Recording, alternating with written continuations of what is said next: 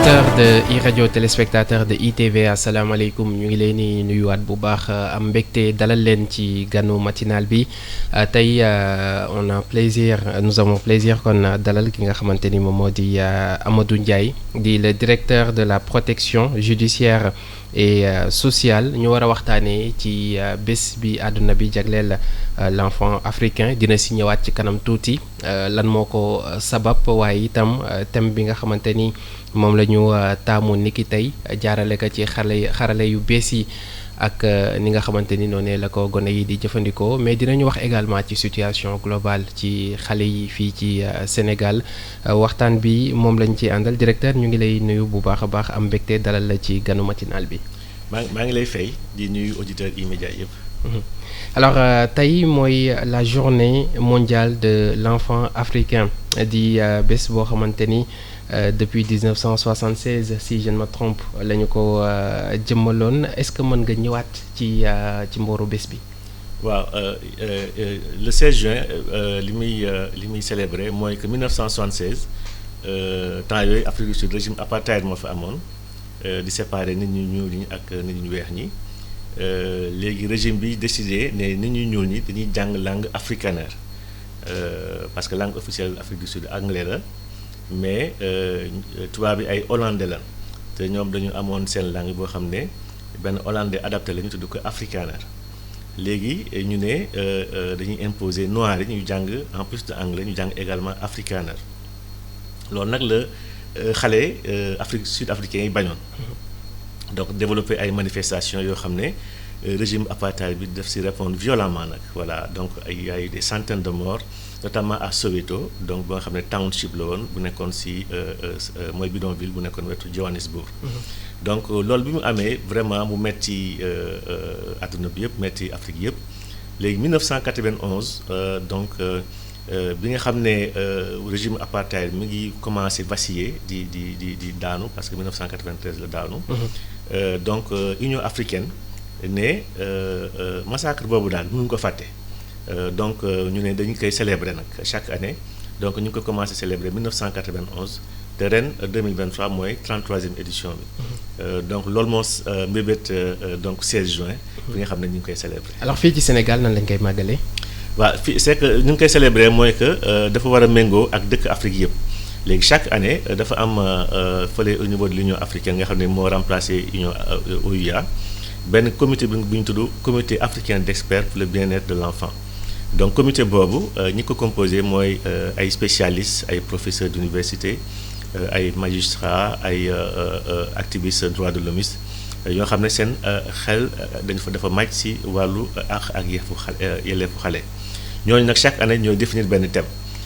donc thème bi mun na day varier chaque année ren nag li ñu décidé moo décidé nga xam ne dëkk Afrique yëpp ñoo koy célébrer ensemble mooy droit de l'enfant dans l'environnement numérique mooy ak yelleefu xale ci xarala yu bees yi. donc justement thème boobu ci laa bëggoon ñu yegsi ci lan mooy ak yelleefu xale yi ci xarala yu bees yi parce que gis nañ ni léegi ak àdduna boo xamante ni plus on avance plus xarala yu bees yi di gën di bari xale yi également di ci teel di dem lan moo ci seen i ak seen i yelleef. waaw seen mun na wax ne xale yi ñoom moom sax xarala yu bees yi ndaxte. xarala yu bees yi daanaka lu bees la donc xale la déjà. te xale yi presque ñoo ko moom ñoo ko gën a maîtriser sax mag ñi donc li signifié thème boobu mooy que xarala yu bees yi dafa andi benn soppeeku ci àdduna bi yëpp donc soppeeku ci biir famille yi soppeeku ci dëkk yi. soppeeku ci même sécurité dëkk yi boo gisee sax xarala yu bees yi sax mun na menacer sécurité dëkk soppeeku ci jàngale bi. soppeeku ci commerce bi ñu bari ñu ngi daan seen doole ndax xarale yu bees yi. donc dafa dugg donc ci toutes les dimensions de la vie sociale ñu gis ne nag ni mu duggee noonu ci biir société bi mun na impacter socialisation xale yi ndaxte xale dafa am ñaari type de socialisation voire même ñett. yan ñaar. benn bi mooy socialisation primaire. maanaam boo xale bu ñu juddoo socialisation primaire bi mooy li muy roy ci ay parents. ñi ko jur ñoo koy jox yar de base donc mooy socialisation primaire boo xam ne ñoo koy jàngal julli ñoo koy jàngal respecter ñoo koy jàngal exécuter ay kii donc jàng yoo xam ne dina am respect ci ay parents dina am respect ci mag ñi dina xam ne daal que moom xale la dañ ko war a gindi. mooy li ñuy tuddee éducation de base. éducation de base. Très bien voilà après nag mu am ce qu'on appelle socialisation secondaire maanaam bu demee ba à l'âge de l'adolescence dafay uti yeneen repère. te c'est normal pour que mu gën a defar personnalité à ce moment-là dafay uti ay repères yoo xam ne mun na am nekk ay repères yu baax comme mun na am ay repères yu bon. donc ñooñu mun nañu nekk ay sportifs ay musiciens ay nit yoo xam ne daal nu ñu ko waxee ci seen langage dañ leen di fan. donc dañuy jéem a roy ci ñoom defar nag seen personnalité bi xaw ko méngale wala nuróole ak ñoom. loolu mun na jur lu baax bu fekkee ki ñuy roy baax na mun na jur lu bon bu fekkee également ki ñuy roy baaxul.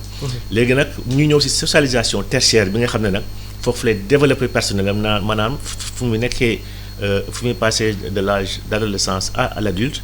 nu muy nekkee un adulte responsable boo xam ne il n'est pas influençable am na personnalité am na autonomie am na lu mu gëm. donc loolu mooy ñetti phase développement xale yi primaire secondaire ak tertiaire.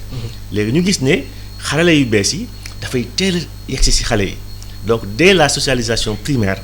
xale yi déjà dañ si connecté wu dañ si dugg.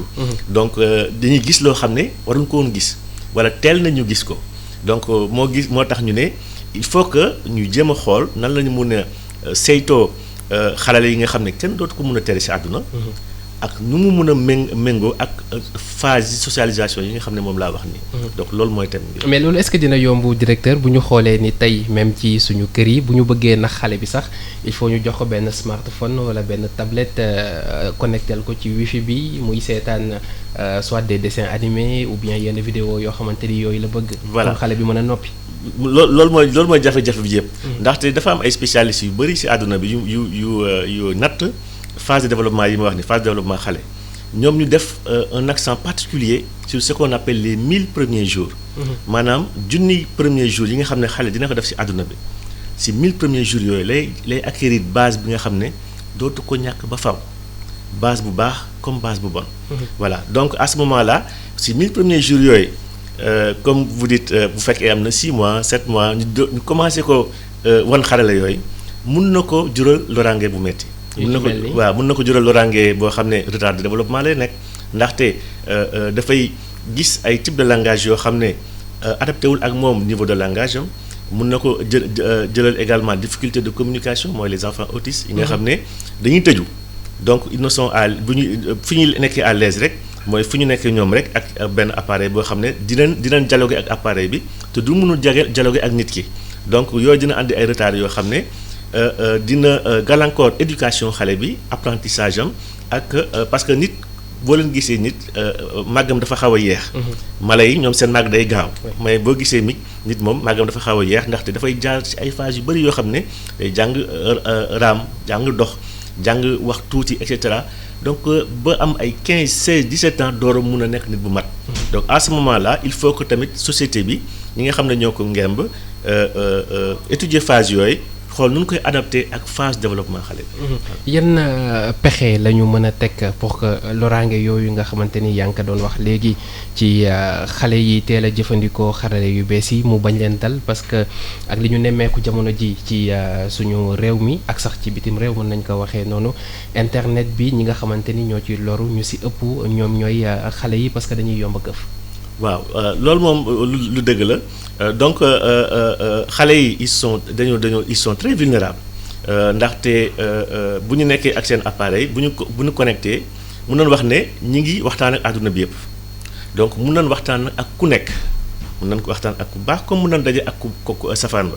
à ce moment-là du ñu am benn médiateur wala benn régulateur boo xam ne dina dox seen diggante ak kooku te kooku mun na sax bañ a nekk ci dëkk bi mun na nekk à des milliers de kilomètres di leen def loo xam ne wala di leen gëm loo xam ne méngawul ak li seen réew sàkku ci ñoom. à ce moment-là donc il faut que nécessairement loolu ñu tuddee régulation maanaam xool déjà xarala yu bees yi ñi ko ŋànk mooy fournisseur d'accès yi nu ñuy gérer contenu yi nga xam ne moo nekk ci biir contenu yooyu nu koy adapté ak différents publics yi nga xam ne ñooy connecté wu ndaxte yow li nga soxla ci xarala bi peut-être méngawul ak li xale bi di ut ak keneen li muy ut. à ce moment là ku nekk li ngay ut bu fekkee identifié wu nga fournisseur d'accès yi war na la jox li ngay ut te boo ko dépassé war a ko xool war nañ ko mën a couper donc loolu mooy régulation bi loolu nag dafa xaw a jafe ndaxte comme ni ñu ko waxee rek droit humain la. c'est-à-dire droit de l'accès à l'information la. Déclaration universelle des droits de l'homme convention des droits de l'enfant charte africaine des droits et du bien-être de l'enfant yëpp dañ ne xale dafa am droit à l'information. Voilà xale également dafa am droit à l'expression. Voilà mais droit à l'information à l'expression boobu bien vrai que nangul nañ ko ñëpp. xale yëpp warul dem ba gàllankoor leen. donc ce qui fait que état bi nga xam ne léegi xale boobu foofu la nekk war na jël ay matuwaayam pour mettre en place des systèmes de régulation yoo xam ne déjà à la base day andi benn identification objective et réelle parce que xale buy ubbi comptam mun na nax logiciel bi ci atam. ci âge am voilà ci âge am. joxe âge boo xam ne amu ko ak am accès foo xam ne waru foon accès. voilà à ce moment là xarala yi war nañ ko mun a détecter. Notamment actuellement ak intelligence artificielle bi nga xam ne mi ngi ñëw ci àdduna bi. détecter ko ba pare bloquer ko. également am na ay messages yoo xam ne mi ngi agsi ci xale bi kooku normalement war na am au niveau des fournisseurs d'accès des médiateurs ou des régulateurs yoo xam ne bu ñu gisee ne messages yooyu mi ngi ñëw. mi ngi ñëw te d'une manière fréquente. war nañ ko mun a teel a détecter teel ko éliminer. voilà donc loolu mooy mun a faj gàllankoor boobu ensuite ñu parents yi encadrer xale yi bien vrai que jox leen ay jumtukaay yoo xam ne dina mun a accéder à l'information mais yee leen ci. ne leen fii war ngeen fi boo leen fa demee di ngeen fa am li ngeen di ut fële bu ngeen fa demee mun ngeen dajeeg loolu xam ne du leen neex. mais est-ce que directeur nekkul loolu mooy dëgg-dëgg jafe-jafe bi parce que gis nañ ni même mag ñi nga xamante ne ñu ngi utiliser xarala yu bees yi ñoom ci seen bopp yenn saa yi xamuñu dëgg-dëgg nan lañ koy jëfandikoo daf ñu dab te amuñu li ñuy tuddee éducation à internet. waaw loolu li nga wax dafa am solo ma teg également que ñun pays du sud yi dañoo xaw a néew doole tuuti. par rapport ak GAFA yi nga xam ne mooy géants yi nga xam ne ñoo ŋànk mbir mi te ndax li ŋànk mbir gi mooy que mbir mi dafa am doole dafa am xaalis donc ay milliards de dollars la. donc à ce moment là ñun boo gisee pays européens yi ñoom dañoo am système de régulation très performant parce que seen état yi dañoo am doole. donc seen état yi donc mën nañu tegante dënn ak GAFA yi ne leen ñun suñu dëkk par rapport au contenu. bu fekkee méngawul ñun ak suñuy loi dañu koy dagg. te am nañu moyen dagg ko wala limiter accès bi ñun au niveau des pays sous-développés par exemple boo gisee Afrique 54 dëkk la. donc à ce moment là 54 dëkk ñooy wax ak benn GAFA.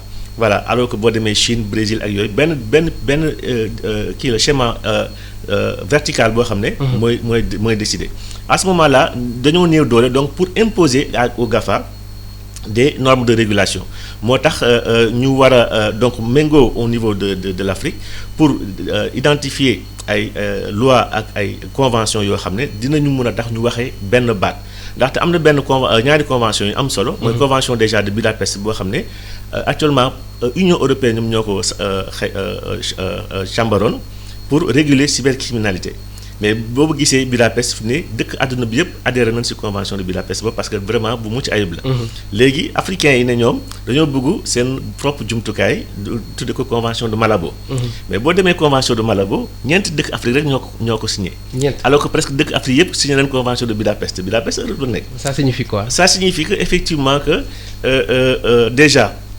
soit Malabo amul woon pertinence donc ñun ñëpp mënoon nañu adhérer ci Budapest puisque effectivement ay dëkk yoo xam ne nekkuñu Europe adhéré ci Budapest ñu ngi koy appliquer wala bu ñu gëmoon suñu bopp. bu ñu gëmoon suñu bopp te nan bàyyi Budapest fële ñun ñëpp ñu adhéré ci Malabo parce que dina jël suñuy réalité africaine. suñuy réalité sociale suñu réalité culturelle méngoo ko ak xarale yu bees yi. tëgg boo xam ne benn yoon lay doon ñu janoog GAFA yi nag ne la ñun lii la ñu imposé. alors sànq yaa ngi wax GAFAM ba ñu fàttali peut-être ñu ñuy déglu te xamuñu ko moom mooy acronyme géant du web di Google Apple Facebook Amazon ak Microsoft. tey bu ñu ñëwaatee ci li nga xamante ni moom moo di xeex boobu ñëpp ñu ngi interroger wu ci suñu dëkk ñun Sénégal fan la toll ci xeex boobu nga xamante ni ñu ngi koy mëne ngir gën a yee askan bi parce que gis nañ le président de la République ci ay sorties yu bëri wax na ko ci dérive yi nga xamante ni ñu ngi koy seetlu ci internet bi mais également xale yi nga xamante ni de plus en plus ñu ngi gën di exposé wu yan jéego la ci Sénégal def fu ñu ci toll ci xeex bi ak yan la ñu mën a envisager. waaw jéego ci Sénégal def déjà bëri na te sincèrement bien vrai que li may wax nii peut-être c'est un peu alarmant. mais Sénégal dëkk yi gën a avancé ci Afrique ci la bokk. voilà ndaxte 2019 Union africaine invité woon nañu Addis Abeba man demoon naa Addis Abeba. donc sur benn convention internationale boo xam ne sur la lutte contre la cybercriminalité la. donc bi ñu demee Addis Abeba ak délégation sénégalaise ñu ci débat bi rek man ma exposé vraiment dispositif Sénégal. Sénégal am nañ les lois sur la cybercriminalité depuis 2008. am nañ commission des données à caractère personnel. am nañ police de lutte contre la cybercriminalité. am nañ unité de gendarmerie de lutte contre la cybercriminalité. am nañ école de lutte contre la cybercriminalité. voilà donc loi Sénégal yi mat na sëkk. institutions yi également mën na sëkk. loolu bi ma ko exposé dëkk africain yu bëri dañ ne dañuy defaat beneen conférence 15 jours après. on invite spécialement le Sénégal mu ñëw exposer système am. donc en 15 jours je me suis rendu à Addis Abeba. et sur le deuxième voyage ma exposé le dispositif sénégalais. donc on s'est rendu compte que Sénégal li am fii li ñu leen protéger fii cybercriminalité vraiment lu mucc ayib la parce que dañoo gis ne yeneen dëkk yi sans ma tudd dëkk yi. vraiment nit mën na toll fële étranger connecté wu ak ku ko neex muy góor muy jigéen ne ko def loolu defal ma lu la neex ma yónnee la xaalis fay la. gouvernement bi du si wax dara police amul mooy intervenir et cetera kooku boo ko defee Sénégal en une semaine ñu jàpp la. voilà wala en une semaine gouvernement bi def réquisition fourniture d'accès yi ñu coupé signal bi. donc loolu Sénégal vraiment ñu ngi koy gërëmee également institutions yi parce que Sénégal royukaay la en Afrique en matière de législation. loolu mooy li jëm ci diffusion des images à caractère personnel. voilà très bien. très bien vraiment le Sénégal est très en avance am na la loi yi mat na. Vraiment toutes les dimensions ont été prises dans les lois de 2008 de 2018 plutôt de 2008 voilà c'est 2008 donc transactions économiques lutte contre la cybercriminalité et la pédopornographie données à caractère personnel donc si loolu lañ créé d'ailleurs commission des données personnelles donc loolu vraiment royukaay la Sénégal te bëgg dëkk africain yu bëri donc ñi ngi roy ci Sénégal donc loolu bien vrai que am na nag maintenant mais doyul ndaxte effectivement domaine la boo xam ne dafay évoluer moyens yi également dafay évoluer te application yu bees yi également dañuy génn. à tel point que li nga xamante ne prévoir nga ko en 2008 peut-être dépassé nga ko bu yàgg en 2023 donc moo tax il faut remettre à jour dispositif légal bi également remettre à jour dispositif institutionnel bi pour permettre à ce que déjà mu am des moyens de sensibilisation de masse dam également un moyen de régulation efficace c'est-à-dire que benn affaire bu jógee rek nara gàllankoor réew mi wala nara gàllankoor xale yi wala nara gàllankoor benn branche de la société automatiquement état am moyen arrêté ko donc loolu mooy solution. mais est-ce que également duñ ci boole li nga xamante ni moo di tàggat xale yi ci bi ñuy doon xale moo xam ci école bu ñu mënti nekk ci nees la ñuy jëfandikoo xarale yu bees yi lan lañ ci war a def lan lañ ci warul def expliquer leen droit yi nga xamante ni moom lañ ci am. waaw loolu c'est fondamental c'est la base c'est-à-dire ndaxte loo xam bu baax rek du la gaay. voilà xale yi bu ñu xamee li nekk ci réseau ci internet bi ci numérique bi dinañ xam njariñ bi ñu ci mën a tiireel yépp te njariñ bi moo ëpp solo vraiment safaan bi bien vrai que safaan bi également am na doole trop mais comme vous dites na leen éduquer déjà à l'école primaire.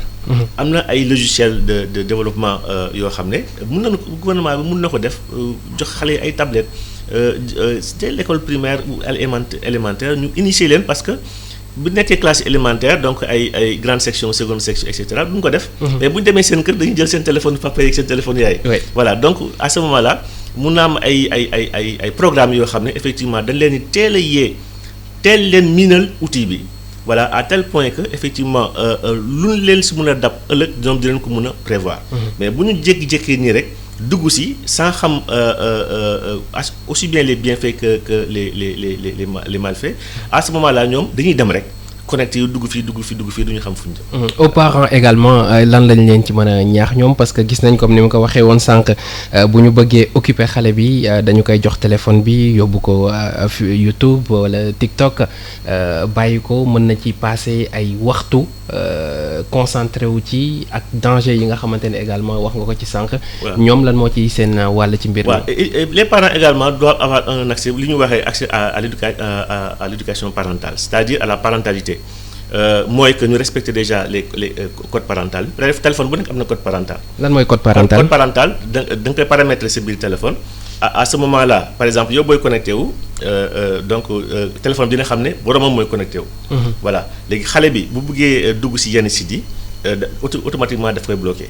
donc à ce moment là am na ay logiciels yoo xam ne c'est pour les enfants. voilà ay bon du ma publicité et cetera. mais am na yoo xam ne bu ci duggee rek. logiciel bi dina xam ne kii xale la bu bëggee dugg si yeneen logiciel bi dina détecté ne kii non seulement du xale mais peut-être du borom téléphone bi. à ce moment là mën na ko vérifier comme du ñuy vérifier au niveau de la télévision yenn chaînes yi par des codes d'accès. voilà loolu c'est extrêmement important également limiter le temps d'exposition à l'écran c'est-à-dire que effectivement comme vous dites. pour que voilà xale bi bañ ñu sonal ak yooyu. dañ koy jox téléphone bi. voilà donc mën na si nekk 2 heures 3 heures 4 heures 5 heures voilà am na ay dëkk yoo xam ne déjà ñoom dañu paramétrer seen kii au temps d'exposition. voilà bu fekkee ne exposé connecté wu nga 1 heure de temps si benn logiciel si benn kii et cetera dañ koy couper. voilà mais loolu ay système de régulation yoo xam ne la bon dafa cher ça demande des moyens extrêmement importants. également des moyens techniques et également un système de veille. voilà mais ku bëgg a gérer société il faut que nga investir également ci paramètres de sécurité yooyu. pour que nga bañ a exposer sa population. parce que au-delà de li ñuy wax ni ay cyber et cetera. mais y a le terrorisme. les terroristes sont derrière les réseaux sociaux. voilà dañuy communiquer ils ont des codes et cetera donc loolu yëpp état bi moo ko war a saytu détecter ko prévenir ko ba pare def ay garanties de sécurité. à tel point que effectivement lu ci dugg ñoom déjà dinañ ko détecter. te bu naree siiw law ci askan bi automatiquement ñu éliminer. on termine par cette question là yaakaar naa ni parents yu bari xëy na moom la ñuy xaar ñu laaj la ko mooy ñaata temps la xale bi normalement war a def ci xarale yu bees yi wala ci téléphone bi. bon en tout cas d'après scientifique yu bari vraiment exposition à l'écran ni rek waru dépasser 30 minutes. waru dépasser 30 minutes 30 minutes d'exposition à l'écran fréquente vraiment c'est trop. donc à ce moment là donc bu fekkee effectivement. war ngeen ko jox kii bi bu defee loolu ngeen jël téléphone bi defal ko beneen activité. parce que diversité activité également am na solo mais ngeen bàyyi ko 30 minutes lu 30 minutes 1 heure de temps 2 heures de temps loolu déjà day impacter cerveau am. voilà day impacter communication sociale am dootul soxla nit ñi moom appareil bi rek la soxla et cetera te loolu c'est dangereux. mu ngi noonu waxtaan bi am na solo malheureusement li ñu cëraloon ci waxtu yegg nañu ca doon am mbégte tey dalal Amadou Ndiaye moom mooy le directeur de la protection judiciaire et sociale ñu doon waxtaanee li nga xamante ni moo di la journée de l'enfant africain ak thème bi ñu tànn ren di les droits de l'enfant dans l'environnement numérique amoon nañu mbégte dalal la ci ganu matinal bi jaajëfal la bu baax ci disponibilité bi. man maa leen di gërëm bu baax vraiment ci cër bi ngeen ma jox invité ma. surtout direction de la protection judiciaire et sociale qui était l'ancienne direction de l'éducation surveillée et de la protection sociale donc entre-temps dafa changé tout nekk direction de la protection judiciaire et sociale vraiment di rafetlu li ngeen ma invité di leen gërëm di leen sant. merci beaucoup directeur jaajëfal bu baax Fatima Kandiaye moo féete woon ci xarale gi ganu matinal bi fii la ñuy yamandi mën ngeen ko dabuwaat à 13h30 sur ITV jox leen rendez-vous également semaine prochaine ak yeneen i invité merci à tous très bonne journée Juma Mubarak.